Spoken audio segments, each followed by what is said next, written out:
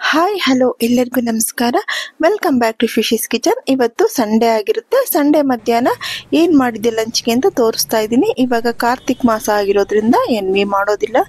ನೋಡಿ, ಬಿಸಿ ಬಿಸಿ ರಾಗಿ ಮುದ್ದೆ ಓವನಲ್ಲೇ ಮಾಡಿದ್ದೀನಿ.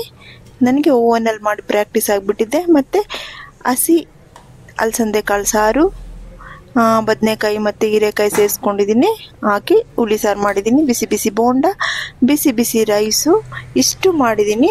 ಇವತ್ತು ಮಧ್ಯಾಹ್ನ ಊಟಕ್ಕೆ ಈ ಸಾರು, ಬೋಂಡ ಮತ್ತು ಮುದ್ದೆ ಮತ್ತು ರೈಸು ಇಷ್ಟು ಮಾಡಿದ್ದೆ.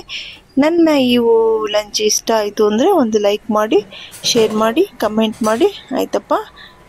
ಎಲ್ಲರೂ ಹುಳಿ ಸಾರು ಮಾಡ್ತಾರೆ. ಇದು ಅವರೆಕಾಳಿಂದನೂ ಮಾಡ್ಬೋದು, ಹಸಿ ಅಲಸಂದೆ ಕಾಳು, ತರಗುಣಿ ಕಾಳು ಅಂತ ಕೂಡ ಹೇಳ್ತಾರೆ.